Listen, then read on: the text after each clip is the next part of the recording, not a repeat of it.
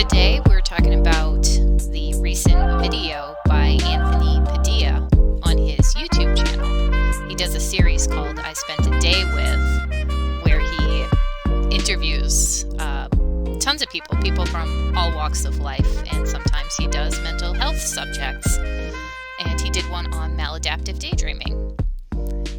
And on this episode, myself, Jane Rachel, and Levi were the guests. Levi couldn't make it today, but we do have Jane with us, and we're gonna talk about that. And I'm really bummed that we couldn't have Levi here today, but he is insane. He's working like 12-hour shifts for 7 days a week for the foreseeable future. So he couldn't make it, and he didn't know when he'd be able to make it. So we're going ahead without him. But yeah, oh my God, he's gonna burn himself out. He's crazy. Mm-hmm. Yes, and I wonder if that means he's all over his MD, because it's hard to work that hard Mm-hmm. with MD. We're talking about Anthony Padilla's video today, but that would be one way. I suppose one solution you could try out is just working yourself so hard that you can't daydream. I'm not sure if I would approve of it myself, but I suppose that could work. But yeah, well, I always give advice. I tell people to stay as busy as possible, but not too busy. Yeah. But not to work yourself too hard, exactly, like into a grave. But if you're doing something, you can't be daydreaming. So exactly. I say that, and yet I daydream while I drive. So yeah, you got to be doing something that takes like full concentration. Agreed.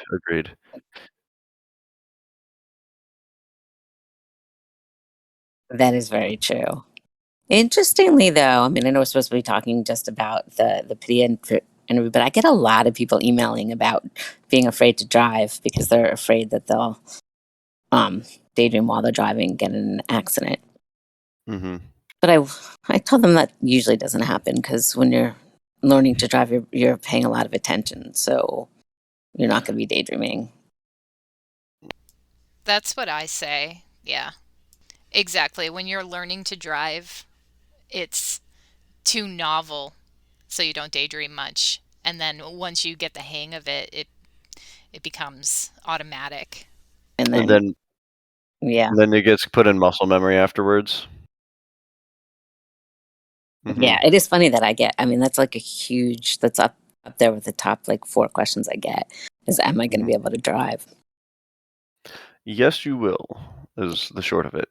Yes, exactly. We're so far off topic, but I have to ask, what are the other really common ones that you get? And other ones are more like, you would expect things like, do I have it? And that one kind of, I'm not going to say, I'm happy to answer any questions, but I'm like, that only you can answer that, right? Like, it's not a thing, like you either have it or you don't. It's like, if it bothers you and it can't stop you, and you can't stop doing it and it's interfering with your life, then you have it. But I get so many saying, do I have it? And then a lot of like how I can control it. And then whether I'll be able to drive is like, I think number 3. Which is interesting. And you said there was 4 main ones that you get? I forget what the last one is, but those were the top 3. Do I have it? How I can, or like, what doctor specializes in it? And that answer is none, because it's not an existing disorder. So that's number 4. I think that's the most frustrating part, but we have indeed gone over that. What we haven't gone over is Anthony Padilla's video, at least not yet.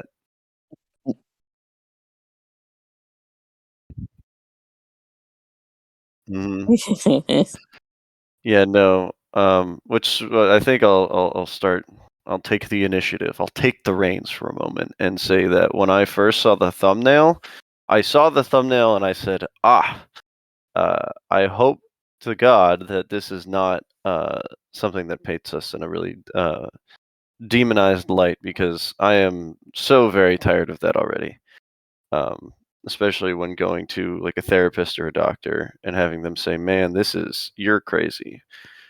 I'm like, I was not. I watched the video, and that, of course, that was not the case. Thank you, Mr. Padilla. But holy cow! When I saw the thumbnail, I was like, please don't paint something really biased. Was the first Yeah. thought I had. Well, and before I agreed to do it, I mean, those are always the two biggest fears, that they can go in one extreme or the other. Mm-hmm. One, either like kind of make light of it and make a joke of it because it's daydreaming and that's not a big deal, or more Mhm. likely, like, show it so extreme because it is a spectrum. Mhm. Right, and that people don't see themselves in it. So that was my biggest fear. But I did review a lot of his other videos and felt like he did a really good job in all of those, which made me Mhm. comfortable doing this with him. His editing was pretty top notch. And when I watched the video at the start, he did a lot of like editing in other scenes, which I think, looking back on it, it set the stage pretty well. But once you all got into discussing in the interviews, Dimmer, Jade, and Levi, once you all got into the interviews, he sort of curbed that a bunch, which was nice, because you could then focus on what you all were saying rather than going way off into editing territory, which was nice because I think he did a good job on that. He didn't get super off topic or off track, if that makes sense. Yeah, it does, and I agree. I mean, he did an extensive pre-interview with me first, and Mhm. so that made me even more comfortable. Like first, I had to watch some of his videos. Mhm. And I was like, okay, I'm willing to do this. And then after talking to him, I felt like he wasn't going to be one to completely sensationalize this. But, I felt that way in the past where people have completely sensationalized things. So, Mhm. but the pre interview, I don't know about you, Dimmer, but the pre interview made me feel much more comfortable with him. Yeah, Mhm. the pre-interview for me went really, really well. And it was really weird because, I don't know, I've been doing the podcast for over a year now. And we've interviewed a lot of people, but like I'm not an interviewer. So sitting down with like a real professional interviewer, I was like, oh my God, I should be taking notes. Mhm. Because he's Yeah. really, really good at it. I've done interviews before and I'm always a little nervous. But yeah, but I don't I don't know how he does it. I guess it's some skill they learn in like interviewer school. But Mhm. he was really, really good at putting you at ease and coming across as genuine. Mhm. It's exactly. And I felt like he knew what he was asking. Whereas I've talked to a lot of reporters, and then one reporter I literally spent like an hour with explaining what it was. And then at the last minute, she asked questions like, well, how many people have been diagnosed with this? Do you know any celebrities who've been diagnosed with this? I'm like, it's not a real thing. How could it be diagnosed? Um, and Mhm. like it was like after an hour of an educating a reporter, I didn't feel like she really understood it. Whereas I felt like he understood it completely. Mhm. Coming from the perspective of a bystander, or I suppose a viewer, who didn't exactly go through that interview process because I wasn't on the show. He I got the impression that he wasn't there, and I know I mentioned this earlier, that he didn't sensationalize it, but he didn't come across as someone who was doing it specifically for like money, if that makes sense. Because you can go somewhere. There's plenty of examples of people sort of interviewing and coming to us, um, not to understand, or not with good intentions, I suppose, with not with positive intentions. And he seemed to have uh, a far better grasp of what he wanted to do with the video, and he seemed to have far better intentions than some of the other people that I've seen, and some of the other media that I've watched on Maladaptive Daydreaming trying to spread the word. Um, and I should have prefaced this. I have never watched Anthony Padilla. This is the first video I've watched from him. So it was a pretty good first impression for me specifically. I got good first impressions from his work. I agree totally. And I had never watched anything from him before they reached out to me. Um, not a huge person, on YouTube, but I did watch a few of his other episodes and felt like they were very well done and not sensationalized. Um, Hmm. Particularly my day job is in human trafficking, and people always get that wrong. So I watched that and felt like he did a very strong, like non-sensational, educational viewpoint, and that's what made me comfortable. Hmm.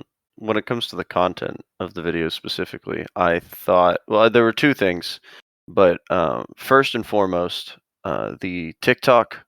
He mentioned about a TikTok trend. Now, I'm a pretty young guy, and everyone I know, I know a lot of people, and most of them, if not all of them, besides myself, have TikTok.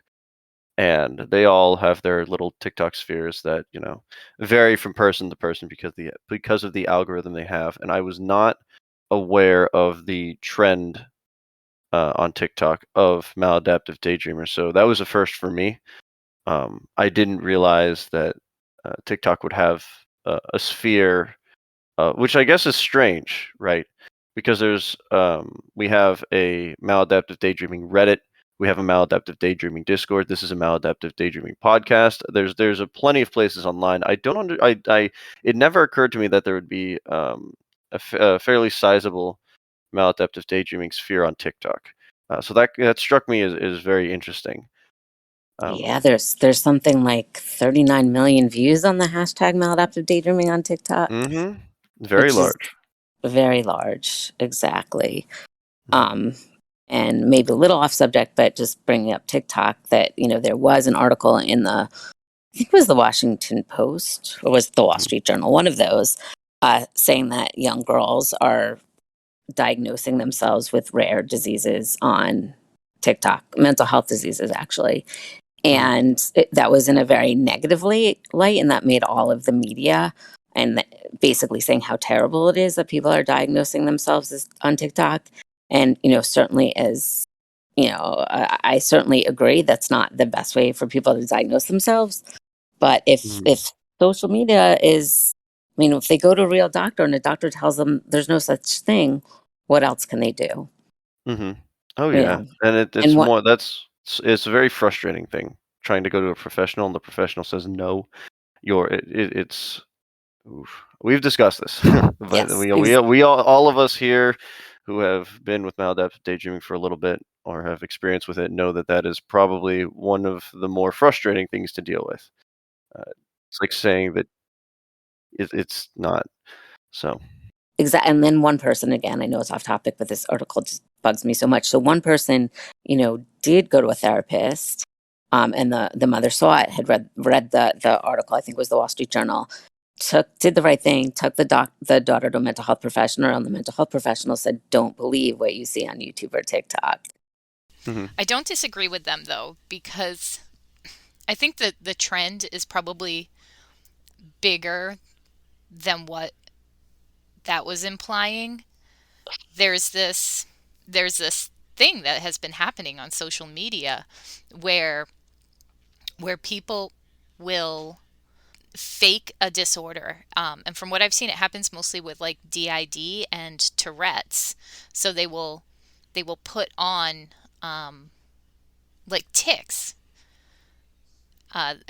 force themselves to have mhm, tics, and but what happens is they get so entrenched in this idea and and do it so much, I guess, that they end up giving themselves like some kind of facetious disorder, and they do actually end up with symptoms that aren't, they aren't Tourette's because they never had Tourette's, but they give themselves real symptoms, real problems from getting so deep in um, pretending. I don't know if that's a good word. It's the only one that springs to mind. And apparently, it's a real problem. Why would someone do that? But the it's one of those things where it's another example, tangentially related example, is you make fun of something so much that you then become the thing that you were making jokes about prior, like you inundated into your behavior. So I understand that where that sort of comes from, uh, but I'm speaking specifically for MD because a lot of other disorders you go to a professional, and the professional says, no, you don't have it because it's an actual disorder that they have been trained to detect. They've been trained to, um, I guess it is just trained to detect. Cut that out. Yeah. Cut that out, Dimmer. There's a small portion where I was like, there's got to be another word for it, but I can't remember it. But it's it's like an actual disorder that the medical community has determined, quote, is real, right? Whereas maladaptive daydreaming is not quite there yet. Yeah, absolutely. Look, I do want to clarify. I'm not saying that people should be diagnosing themselves on TikTok. What I am saying Mhm, is that the doctors and the researchers shouldn't be ignoring something that, I mean, if you look at the interview that we're supposed to be talking about, I mean, the comments of 2,000 people all saying they have the same things, and it's only been out 3 days, and the mhm. millions of people on TikTok, like the doctors need to be taking it seriously, so people don't feel like the only place they feel understood is by watching, a YouTube Mhm. video or TikTok. It's one of those things where how do I put this? It's one of those things where there's such a collective, nearly ubiquitous and unanimous agreement amongst like a variety of online communities and in various places, about the same behaviors and the same symptoms that with like such a large trend, 39 million on TikTok, Yep. yeah, Yep. 39 million on TikTok alone, that there's something there, right? In the video you mentioned how you were, uh, I think you said you were hooked up to a machine. Um, Yes. Yes, a machine that read my brain waves called an mhm, fMRI machine while daydreaming, mhm, and it showed. And I think I'm. I don't think. I think I'm the only person in the world who's done that. I wish there was more. Like we need.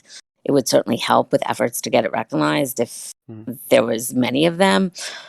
But I guess it's expensive, so I've been the only one that they've done it on. But it did show that apparently the reward center of my brain lit up when I mhm. was daydreaming. This in the same way as someone who had an addiction to a substance was shown that substance would Y- light up. Yeah, how did they react actually? How did they The the research. Well, what's the funny, and this researchers? is where yeah, I mean, this is where some of the naming of like daydreaming and I think is getting us in trouble as far as being treated seriously because Mhm, this particular professor studied something called mind wandering, which mhm, is basically any time when your brain is not thinking about what's on task. So basically, anytime you're supposed to be doing something and you're thinking about anything like your to-do list, mhm, how you want to tell your boss off, like anything that's not on task is mind wandering, which I think all of us with MD do, but it's not the same as our MD daydreams. So mhm, she was expecting me to be a high mind wanderer. And what was interesting is they put me in this machine and they said, okay, we want you to daydream now. Stop daydreaming. Just sit there, date like so kept telling me to start and stop. And she was a little bit disappointed because I was not a mind wanderer. And in fact, I did the mind wandering when they told me not to daydream. That's when I was thinking about like what I was going to eat for tonight or to do my to-do list. mhm, When I was daydreaming, it didn't look at all like mind wandering. It looked more like mhm, purposeful, constructive imagery. So I think that this particular researcher was an expert on mind wandering, and that's not what I had. mhm. And you said she was disappointed? I don't know if she was disappointed, but I think she was expecting, like, she studies mind Ah, I wandering. see. So she Yeah. thought I was going to be a high mind wanderer. And in reality, what she was seeing did not look anything like mind wandering. It was so much more Mhm, intentional and purposeful. mhm. Yeah, and for those who didn't watch the Anthony Padilla video, she did go over that when Jane was talking about her experiences in particular. There were Dimmer, you were talking about your experiences as well in the video, because the video is set up where at the beginning Anthony Padilla sets up and for exposition, and he prefaces the interviews with Levi, Jane, and Dimmer, with explaining maladaptive daydreaming, and then he sort of jumps between the three.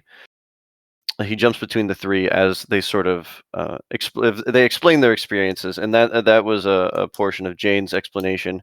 One of Jane's experiences. Dimmer, you in the video mentioned how, and I suppose you all did to an extent. You, Levi, and Jane were explaining how you took a lot of time out of your life was taken, specifically that it just took up a ton of time. Like did the maladaptive daydreaming for you earlier in your life, just a ton and ton. Like you had a specific. You were talking about how you were in bed for a couple of weeks, or sorry, not a couple of weeks, a couple of days. Dimmer. Yeah, right. I actually wish that I had talked more about that in the interview, Mhm. because I like in the actual interview, uh where I sat Mhm. down with him for this. It was really long. It was I sat talked to him for like a couple of hours. And I and of course, like every time you when you talk to like a reporter or something, I'm sure Jane has had the same experience. They they always want to know like what the Yep. daydreams are about, like the contents of them and the plots and the characters and things. It always comes up. It always comes up. Like what do you daydream about? They always want to know that. And of course I went off on a tangent about it. I caught myself monologuing. Mhm.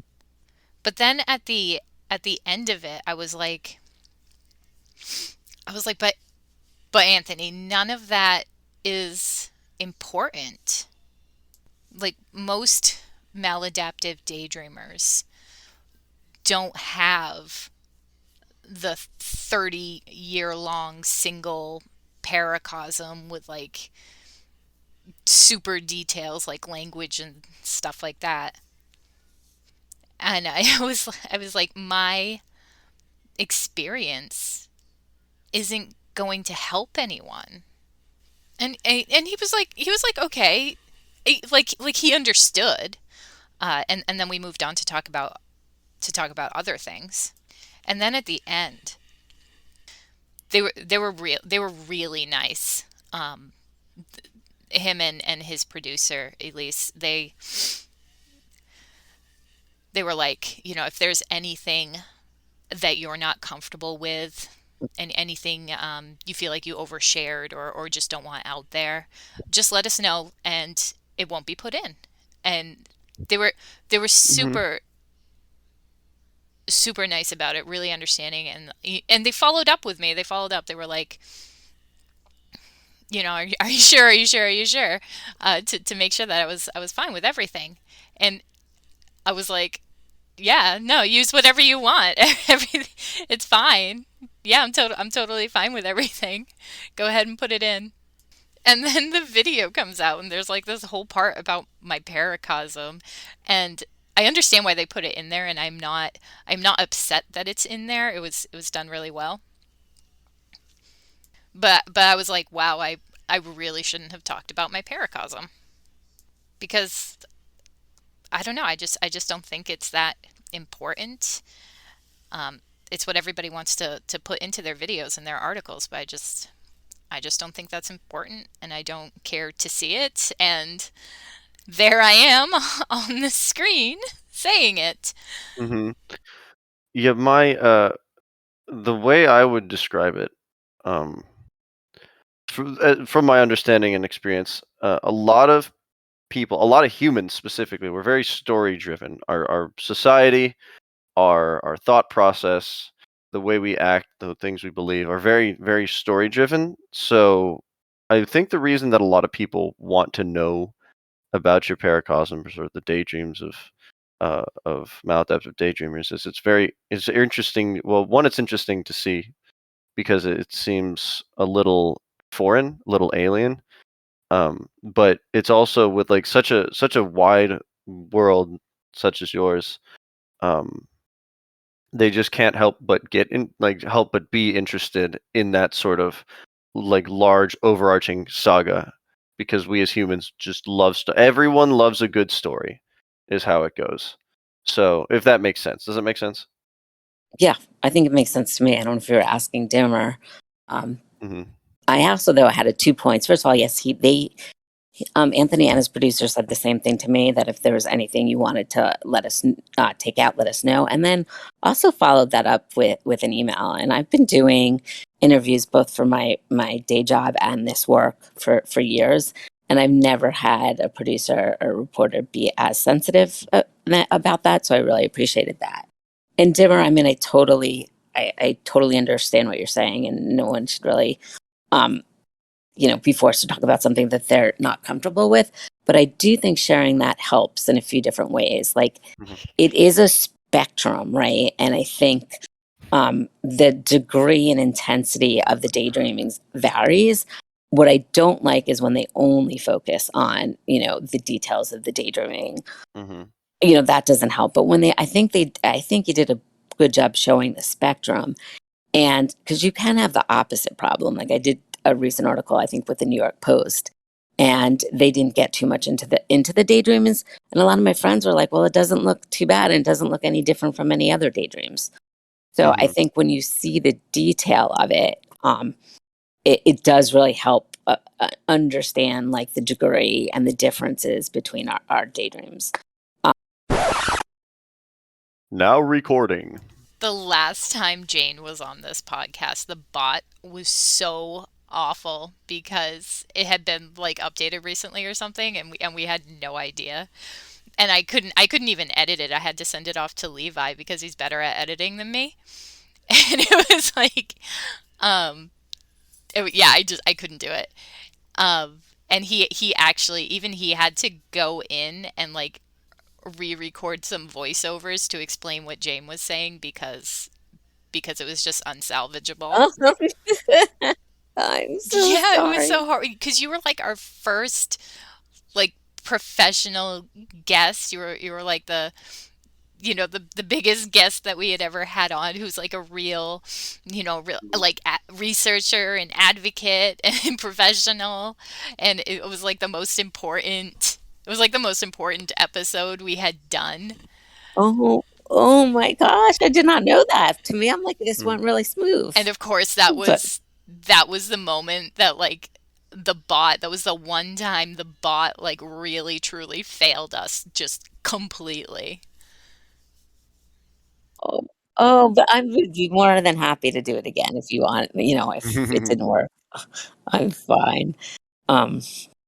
Anyway, was what I've said make sense about? Because I thought it was helpful to have. Yeah, yeah. Because I think I've been I've been upset before reading articles where the like where they'll like focus on the content for like 4 paragraphs, and then on the end just tack on something about like, oh yeah, and it's a problem for her.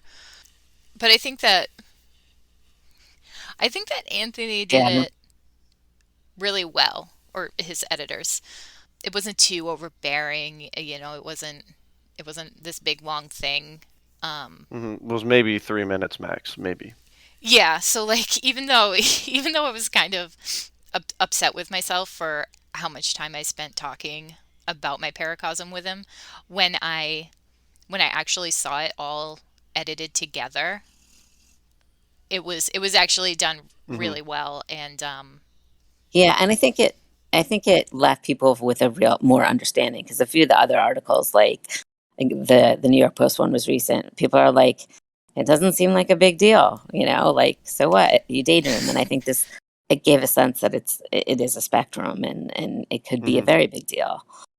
And I think one thing that is glossed over a little bit is that for those out there who do fall under the more extreme category, dimmer, like yourself, the more rare cases, it gives them the opportunity to say, "Oh, there is someone like me," because even within the maladaptive daydreaming community, for those who have sagas so large, and maybe they haven't gotten that large yet, but those who have the potential to be that large and that in depth, if they go to talk with another maladaptive daydreamer and it's not as in depth there, like I know mine are not. I have quite a few.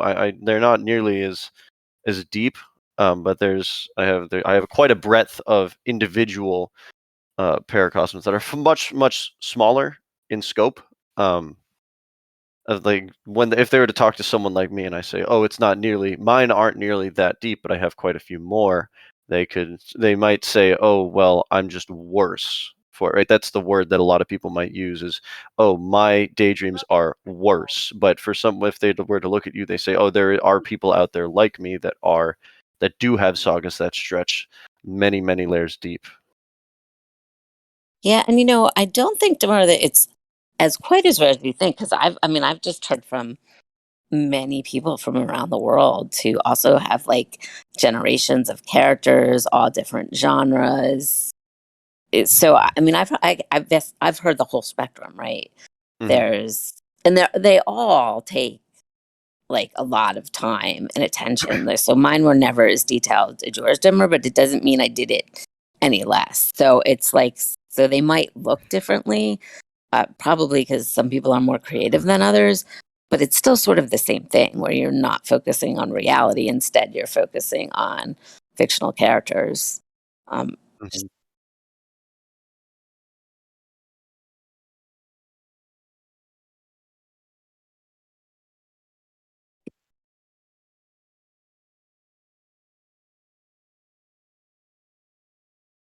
Hmm.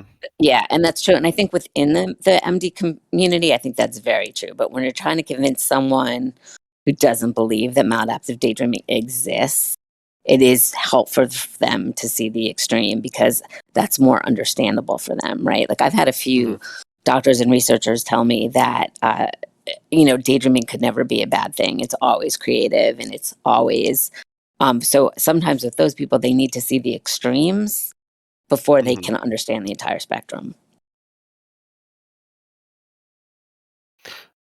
And I think that's one of the more frustrating things to hear from if, uh, okay, how do I put this? Never say never. I'm sure somebody has told you that at some point or another. Daydreams can never be bad. They can only be good. Blanket statements like that are Yeah. very dangerous for literally anything because there's always a corner case where that is not true.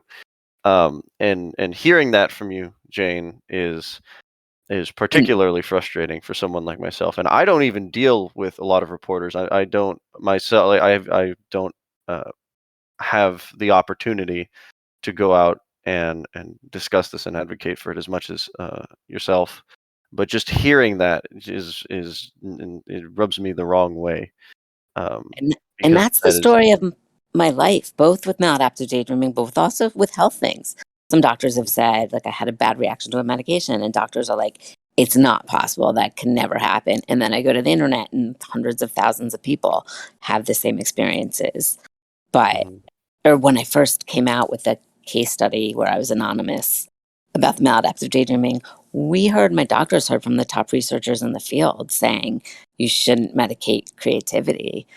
And it's for those people I think they need to see the entire spectrum because I don't think they were ever going to understand why my daydreaming was problematic, even though it took as much time and it was as disruptive to my life. I think they need to see the extreme example to understand that there never is not correct. Mhm. Never and always are. How do I put this? Never and always are things you shouldn't really pull out of your bag of tricks. It shouldn't be in Exactly. there. It shouldn't be in your bag of tricks to begin with, one. Yeah, And two, exactly. if they are there, do not pull them out, please, because you'll find someone that does not apply to, which makes that entire argument invalid or that entire point. invalid. So Exactly. And what I would say back to those people, I mean, just I'm scrolling through the comments on the Anthony Padilla interview, of which, it's only been out, 2 days or so. And there's 2,000 comments, and almost every one of the comments are from people who've said that they do this and that it's a problem in their life. for So, viewers, at the time of recording, the Anthony Padilla video is, as of now, at the time of recording, 4 days old. but it's and if for 4 days old, for it to be at 300,000 and 2,000 people saying, like, I would almost every comment, maybe not every comment, almost every comment is by someone who suffered from this. So for any doctor who told me this doesn't exist, I've got 2,000 comments to show you wrong. You're wrong. Counterpoint. Not to pick on TikTok, but this is the complaint I see most about it, is that it's like a thing that comes up, that people, they look at comment sections like that, and they're concerned about people possibly faking MD, but not just like faking it, but more often it's actually that people are identifying with it Yeah. wrongly, where they're like falsely assuming that they have MD, when what they might actually have is some non-pathological form of immersive daydreaming.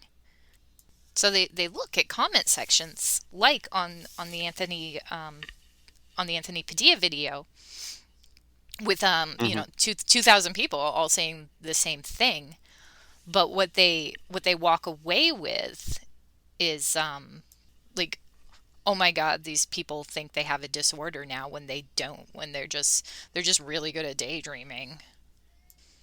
And that doesn't mean they have maladaptive daydreaming. Oh my God, they need to do some research. Oh my God, they're diagnosing themselves off a freaking YouTube video. And that's just what a lot of people walk away thinking when they see a lot of comments like that on a video or a TikTok or something. Yeah. Now, I think something that is also skirted by semi-frequently is the concept of immersive daydreamers. They're not exactly brought up as frequently as maladaptive daydreamers. And for those who don't know what an immersive daydreamer is, immersive daydreamers have similar daydreams to maladaptive daydreamers, but it's not as addictive for them. Someone like myself, it's not exactly as addictive as it used to be. Mind you, it used to be. I used to have it incredibly bad.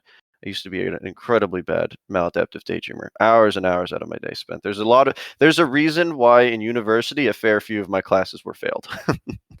Yeah. But these days it's not as bad. It's not as addictive as it used to be. Which I guess, would I be an immersive daydreamer? I don't know. But that's a term and sort of a concept that is often skirted by, that is often sort of swept to the side, because it's not as much of a problem, but it's still there. It's still Yeah. it's still a thing, for lack of a better term. Immersive daydreaming is still a thing, and that's brought to the side a little bit. So there's a difference between the two. And if you come away from a YouTube video thinking you're a maladaptive daydreamer, but you're not, you might be an immersive daydreamer. But even then, you may be neither. It requires a little bit of research, right? You can't just go look at one video specifically, like Anthony Padilla's video, as well made as it is. You got to look around and sort of find where you fall, if that makes sense. Exactly. And one of my not regrets, but years ago, now a lot of people are calling themselves maladaptive daydreaming, and mental health has been destigmatized a bit. But when I first came out about, I don't know, 10 years ago in the Atlantic, I'm not exactly sure how long ago it was.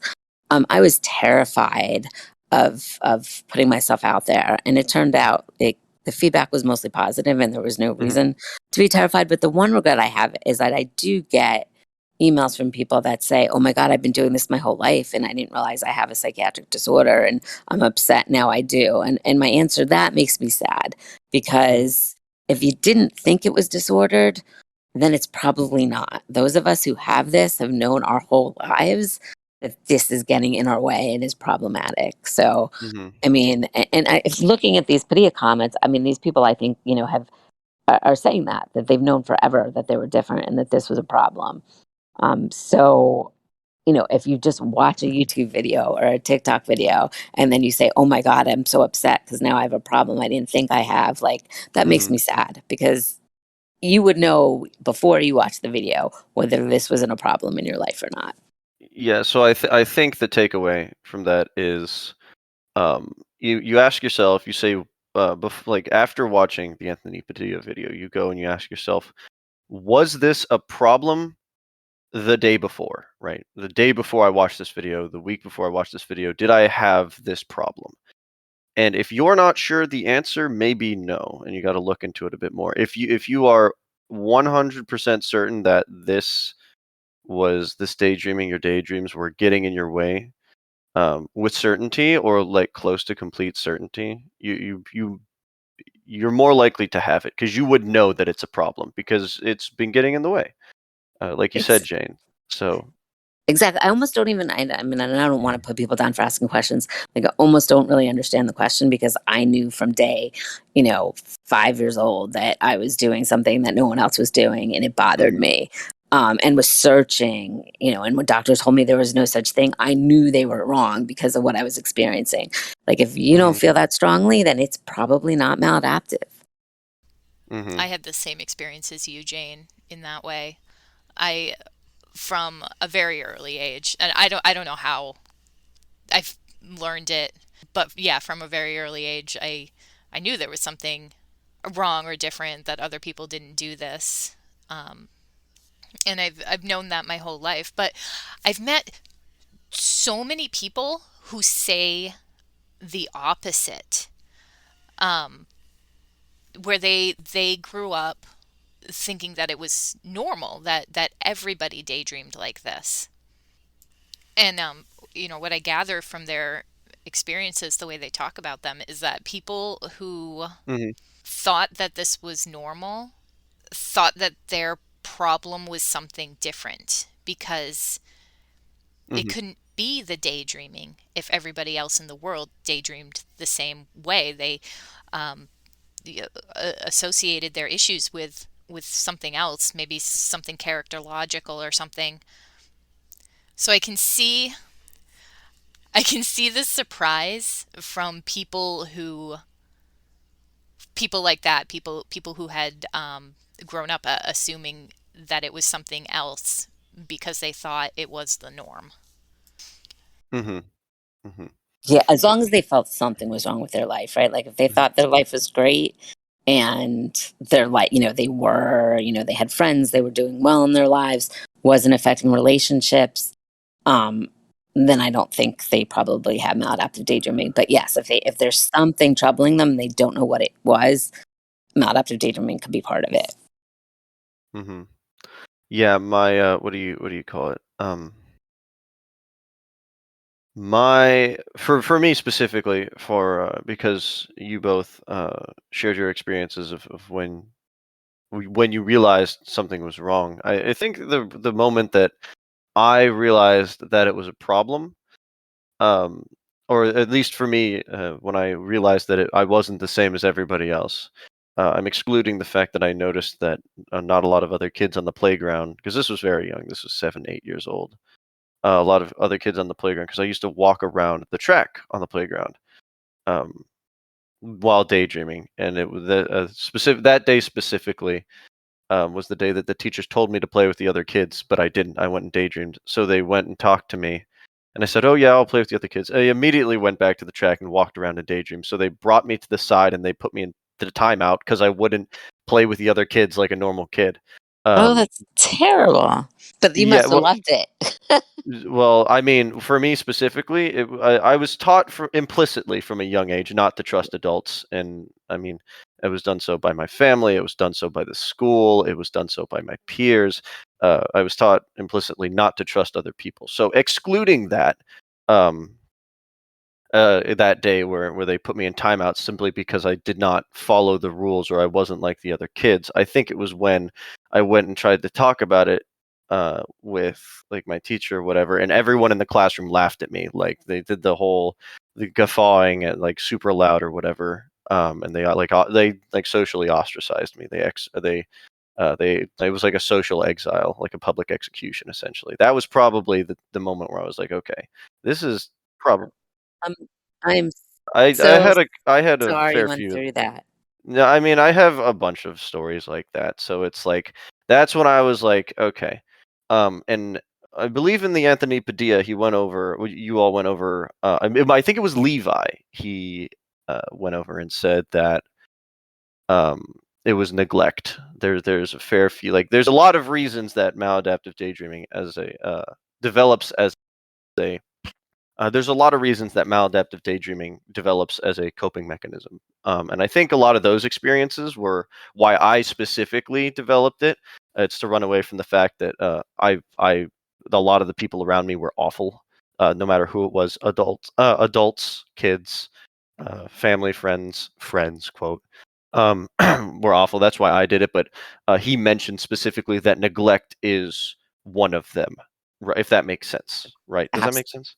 Yeah, Yes. absolutely. A few things though about what you just said. First of all, I'm so sorry that you went through that, and No, it's all right. so It's been 20 years. yeah. But I mean, it's just a child shouldn't have that experience, but so many of Mhm, us do.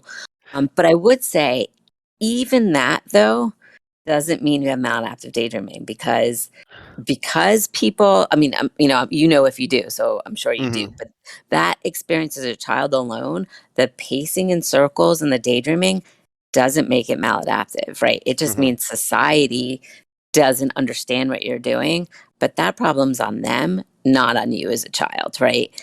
Yeah, What when it it's not your fault if you're doing it, right, if that makes right. sense. It's not only not your fault, but it might not be indicative of a problem because you can pace and do all of that, but if you keep it to limited periods of time and it's Mhm, not affecting, you academically and you still have friends, then it's not maladaptive daydreaming. So it's probably for another episode that I'd love to do on the mhm. podcast. There's It something that is on the DSM called stereotypic movement disorder. A mhm, lot of those kids who pace in circles and have those behaviors, their daydreaming turns out to be immersive and it doesn't get mhm, out of control. So just the movement alone doesn't make it maladaptive. mhm. For the record, I would like to ask you, you can cut this out if you want, Dimmer. Would you be willing to come by again, Jane, one of these Yes. days to sort of And okay. yeah, and I would love to talk about stereotypic movement disorder because I know it's a big word, but in a way, maladaptive daydreaming is already in the DSM that we didn't know about. So I'd love to talk Mhm, about that. mhm. Okay, well, I appreciate you giving us your time and giving us your time in the future. But one of the you did mention that that is not that pacing or daydreaming is not exactly indicative of maladaptive daydreaming Yep. specifically. But I wanted to mention that it might be possible that if you're very very young and that like what I was doing at the time, I was what in third, fourth, fifth grade. I was very young. That it like it has the opportunity the your daydreams have the opportunity to grow unchecked, which is what I think happened to a fair few of us, is because it Yep. wasn't it was quote as the doctors you were speaking of um mentioned, uh it was quote not real to them and to the medical community. None of us, or at least a fair few of us, did not get help. So it grew unchecked, very much like an addiction. It just sort of took over. Um, Yeah. I mean, I know we're getting a little far from the video, but I do think it's mhm, such an important point. Dr. yes. Somer and I believe very strongly that some of us are just born with this inherent ability to make these wonderful daydream worlds, and some of us use movement to facilitate that daydreaming, and that's not at all a problem. It becomes a problem when it starts to impair your life because you can't control it and you're doing it like, for extensive periods of time. And, our theory is that if you're born with that ability and then other things happen like bullying or trauma, or you have anxiety or OCD or ADHD or autism, it's likely to turn maladaptive. But many kids who have the pacing in circles and all of that, who don't have any of those things, grow up to be immersive daydreamers where it's not a problem. Mm-hmm.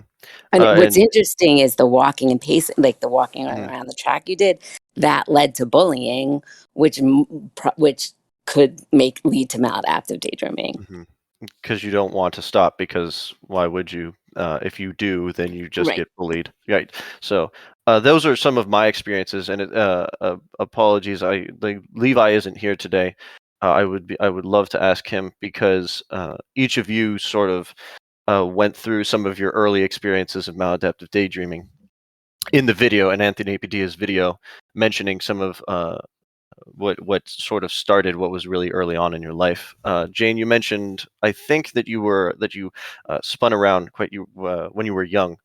Was that you did mention that in the video, correct? Or at least Yes. that's what your Yes. experiences were. I Yes. think you also mentioned that something interesting is that I can't remember who you mentioned, but one of your family members um, called you one day and said, "Now my daughter is doing the same things you did." Yes, a family friend did that years later when, the daydreaming was under control. And that was the first time I ever went to the internet to research daydreaming. And it was Hmm. before Facebook. It was certainly before Reddit. Hmm. But I did find it was the first time in my life that I found, a chat room full of hundreds of people Hmm. who did what doctors told me never existed. Hmm. Something interesting, getting a little bit off topic, but still tangentially related um, to what you said in Anthony Padilla's video. When you mentioned that, right, that it might be hereditary in one way or another. At least you mentioned that your family had OCD, had a history of OCD. If that makes sense, Yep. that is Yep. what you meant. Yep. Um, So, since you had developed maladaptive daydreaming, and that your family member's daughter also was doing similar things, when I was watching, I remember I had a distinct. I did the connect the dots thing, where your brain connects like a bajillion dots at once. Light bulb lit up in my head, because my grandfather.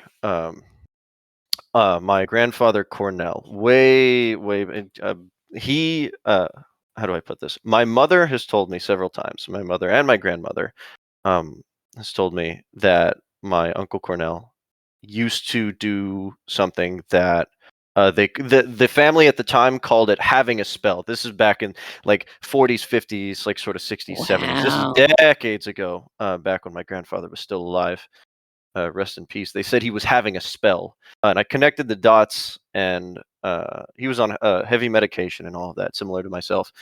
And I connected the dots, and I thought, man, maybe he was daydreaming as well, right? And of course, you never know. It's Yep. been decades. He's been dead since I was 3 or 4. Never got the opportunity, the chance to meet him when I was, once I grew up at all. But I thought that maybe, like, there's quite a few individuals in the maladaptive daydreaming community that are older, by a fairly large margin. We have a wide range of people, since this has been maladaptive daydreaming has been a thing for ages. We just haven't had a name for it, and there hasn't been much research into it until now. But I thought it was interesting that, like, my family members before me also Yep. had a similar experience, because I never thought of it. Right, it's been sitting right in front of me, and I just never considered it. Yep. And I'm So, wondering how many families also have it, and they don't talk about it, right? Because uh, the family members who were there at the time just didn't know about it. Because in yeah, my family. absolutely. Sorry, I didn't mean to interrupt, but Mhm. absolutely, because first of all, I'm hearing from people who've got multiple family members. And yes, that person was a family friend, but I do have two family members who are active daydreamers. They don't Mhm. consider it maladaptive, but they daydream extensively. One is an artist, so she thinks it actually helps her life. But I do think the ability to daydream in this way runs in families, and a lot of us are just born with the ability to do it. And for two members in my family, it didn't turn maladaptive. For me, it did. Hmm. So it And just it would make depends on. No, go ahead. in hindsight, it's strange because in hindsight it makes sense, right? Like if you're because genetically, if your family is predisposed to being very creative, while my family, a fair few people in my family are on my dad's side. I believe the entirety of my dad's side are engineers and researchers and all of that. But my mom's side is quite creative, if that makes sense. So if you have like at least one side of your family predisposed to being very creative, artistic uh, lineage, and you fall under that category, you're more disposed to having these sort of creative daydreams. Um, and it's strange to me. You can cut this out, Dimmer, if you'd like, because we might be getting a little off topic. But it makes sense in hindsight. But hindsight is 2020, as many people have said. But it seems to be skirted by quite a bit, if that makes sense, because a lot of people who are artistic don't fall under this maladaptive daydreaming category. It's just a fair few of us have had the displeasure of getting caught up in our daydreams and in our creativity, if that makes sense. I just I just don't see like the practical use of knowing. And maybe it's because I'm not really connected to like Mhm. my heritage or anything. I'm not particularly close with most of my family. Mhm. So like on the list of things they need to prioritize research wise, I think the hereditary connection is Mhm. for me at least is Mhm. pretty low on the list. Yeah, so I don't know. I just can't see Mhm. how knowing that my great granddad or my uncle or something had this, I just like how does that how does that help me, I guess? Like practically in a pragmatic way. It's interesting to know. But how does it help me overcome things? But Yeah. if I may interject for a moment, apologies for cutting you off, but I do see the merit in it, right? Not now, but for the sake of having foresight, I think there is merit to it. Not now, of course. There's not really too much of a precedent, research-wise or medically wise, before now. I think, we here are pioneering this disorder and sort of writing the history of sort of beginning where, like the beginnings of where all of this research is stemming from. So for us, it's not very useful because there's not a precedent. But let's say 2 generations from now, when my grandchildren are predisposed to being very artistic, and then they fall into this category of having very immersive daydreams, they look back and say, okay, my grandfather Q he had a massive undertaking over the course of his childhood years and like over the course of his life, where he was a maladaptive daydreamer, and he was a part of the maladaptive daydreaming community back in 2017 to 2020, like maybe 50 years ago. And so my grandchild goes back and says, oh, in my family history, grandfather Q had it, so I may have it as well. So when in the future medical professionals say you might be a maladaptive daydreamer or you might be an immersive daydreamer because your grandfather Q was had maladaptive daydreaming right back then. Does that make sense? This is not exactly for the now. It's the practicality for the future, right? Having that sort of foresight that not now, it's not useful now, not as much, but in the future, it's something to pay attention to. I just had a thought Hmm. because because technology is advancing.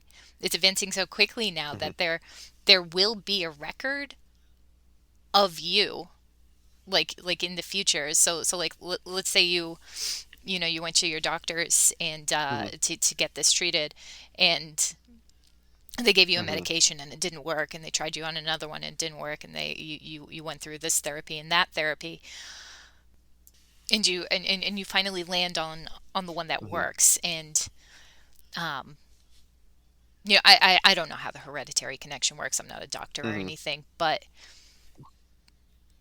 I can see it. If the cure Mm-hmm. also trickles down the family tree, then knowing that, having that record, your grandson would not have to try 6 different medications to find the one that worked. They could start with you. Mm-hmm. Yeah, I mean that's how I so that's how I got, as I said in the video, like that's how I really got control of things. The doctor's like, I have no idea what you're talking about. He's like, but let's look at a family tree. And then they saw that there was OCD in like several different places. And that's how they gave me up medication. And I don't think Mm-hmm. that medication works for everyone, but looking at your family tree might help figure out what the treatment is for you. But Mm-hmm. I do want to like, just for people with MD who have children, just keep in mind that we don't believe the maladaptive part is what's hereditary, right? The Mm-hmm. ability to have that immersive daydreaming is what's hereditary. Mm-hmm. Doesn't necessarily, there are parents out there who are like forcing their kids to get treated for spinning in circles or whatnot. And it isn't really a problem other than the fact that other people make fun of them for it. Mm-hmm. So I just want to keep that in mind, that the immersive daydreaming is what's hereditary. And now if you have coexisting conditions with it, those could be hereditary too. Mm-hmm. But it doesn't necessarily mean it's going to be maladaptive.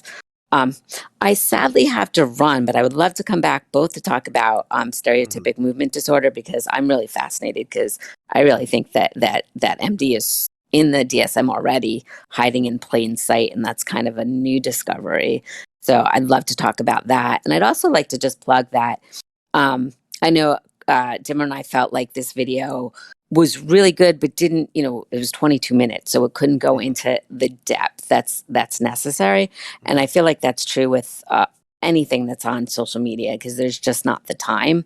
But Mm-hmm. people really are interested in like reading about tips and ways to get mental health care, and stories of people who are thriving with it. Dimmer and I and a few other people have created a newsletter Mm-hmm. related to maladaptive daydreaming, and I don't think people want to read so much, right? They want to see memes, they do want to watch YouTube and TikTok videos.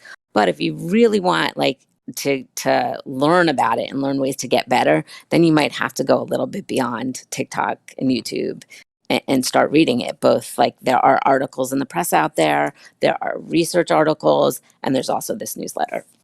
Mm-hmm. One more thing, Jane. I wanted to sort of close off with one more point before you head Sure. out, if you'll allow me. Um, in terms of the future and in terms of foresight, you mentioned in the video that which was the scan that you went under? MRI? It's called an fMRI. It's a And functional MRI. Yeah. yeah, an fMRI. To sort of close out, looking towards the future, through family trees and lineage. Since we were on the topic, um, if fMRI ever gets cheaper and more individuals go under an fMRI to sort of look at their brain and it gets logged in their medical history, that too could be a means for your children or your grandchildren to look at it and say, okay, this is what your mother or your grandfather or your grandmother had. This was their how their brain reacted to the daydreams, and if it's similar, then we can give you XYZ medication based on their medical history, rather than take Adderall and Focalin and all any kind of different medication that didn't work for them in the past.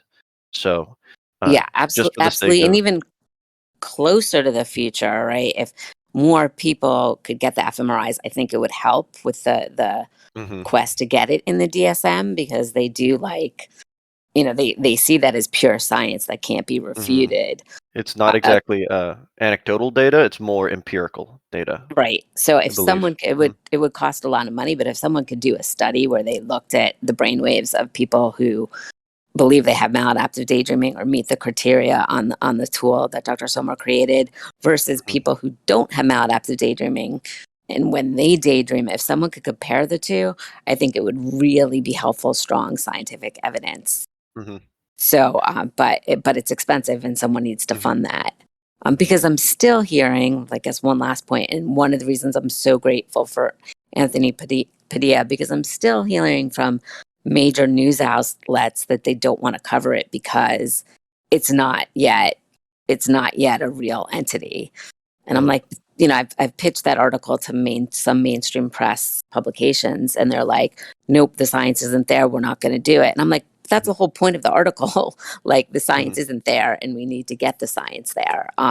So I'm really grateful for Anthony for doing this and shedding light on something and he's got a lot more viewers than a lot of these mainstream press has. So I'm grateful for him doing that when a lot of the mainstream press is staying away from it. Okay, so to close off, I think that's a great way to end it. First of all, myself, Q, and everyone here at the Parallel Lives podcast would like to thank Mr. Anthony Padilla for his video. We are really appreciative of how you handled it. You did a great job, and we're glad to see it in the way that it was presented. So thank you, Mr. Anthony Padilla, again. Yes, and thank you.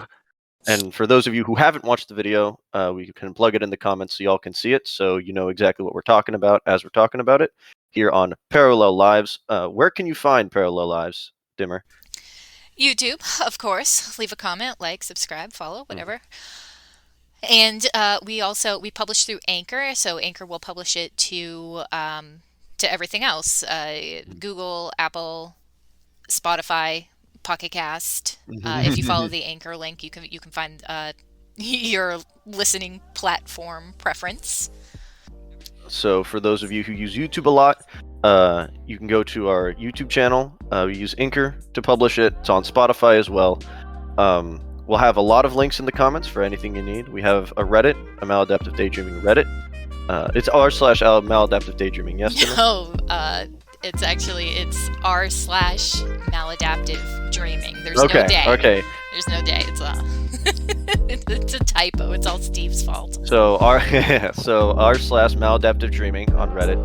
We have a Discord channel. We'll link that in the comments below. So everybody support as best you can. If you liked it, if you didn't, well, we're glad you could come by anyways.